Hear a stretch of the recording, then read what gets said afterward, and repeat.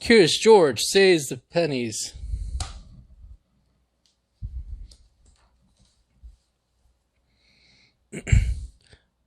George was good at a little monkey and always was very curious, especially when Tammy's store.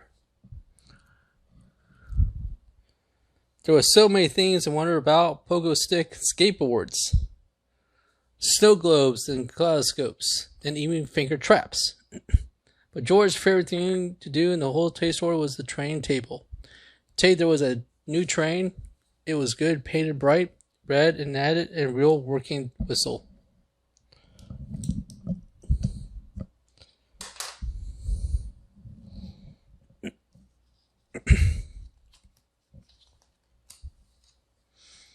George headed up and showed his friend, the man with the yellow hat. Not today, said friend George. We're looking for a birthday present for Nora. Remember? He's turning 5. What do you think of this? George helped his friend pick out a yellow-green hula hoop, while Tammy, the shopkeeper, wrapped the present for a birthday party. George wandered back to the train tribe. I have a suggestion, George. The man, as he carried the gift over. Why don't you buy the new train set yourself? The tag says $5. I'm sure you can save money for it. George liked the suggestion so much that he wanted a little sorry to put down back down. George had a good time at the birthday party. Noah let everyone have a turn at the hula hoop. It was harder than it looked. As soon as George got home that afternoon, he looked his piggy bank down, and for his dress, he opened the small plug in the bottom. He shook out, tumbled a nickel. George ran the show and the coin to his friend. You got 5 cents, the man said. I'll give you allowance early this week, but don't spend it on candy. You have to save it up. The man gave George 2 quarters. Here is 50 cents. Now you have 55 cents. You only need $4.45 left to save.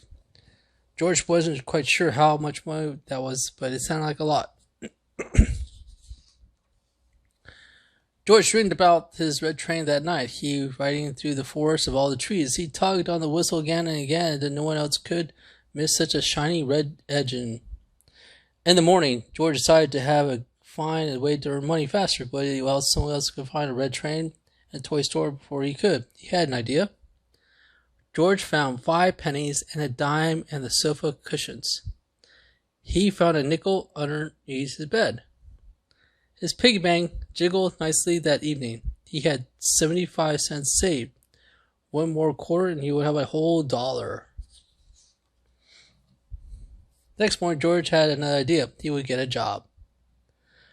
Lucky for George, his neighbor was Mr. Reddy, needed help raking leaves. George worked all morning long, gathered armfuls of red, brown, and leaves pile in the center of the yard. Mr. Reddy brought out a lemonade for the two to share. While his neighbor rested on the sun porch swing, George climbed a tree. The pile of leaves looked tempting to above, but George wanted to see what it hid.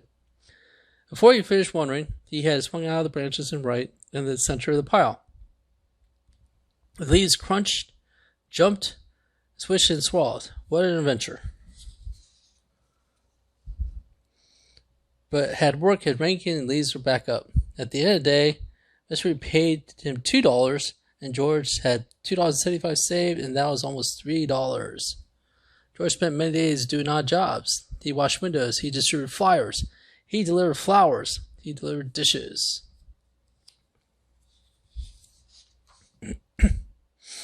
At the end of the week, George finally had $5.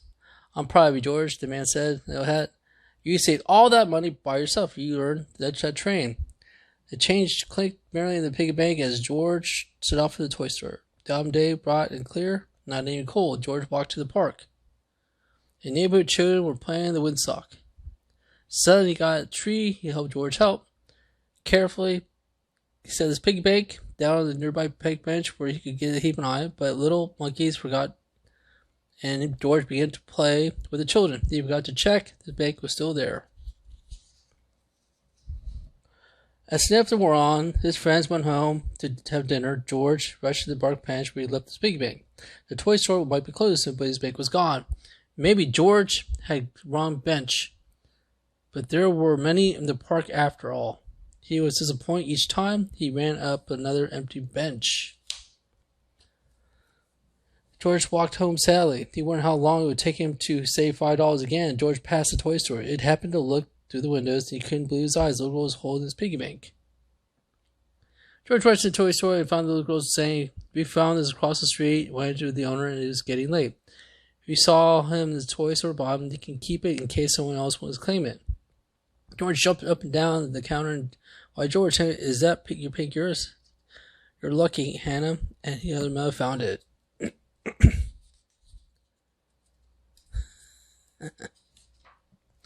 Hugging his piggy bank tightly, George rushed over to the train section. He located a shiny red engine right away. As he carried it to the counter, the little girl looked at the train slyishly. George realized he had not said thank you for keeping up his life savings safe. He took the train, he took the piggy bank, he looked at Hannah. Good deeds deserve a reward, he decided. George set the train down, he headed up his bank, and the counter began to sort the dollars and coins. George and Hannah walked out of the store, each carrying a train. George's small engine was not red, but it was shining blue, and he had paid for all himself. But best of all, he had a new friend who loved to play with trains almost as much as he did. Just a money fact: learning to count money is essential a skill.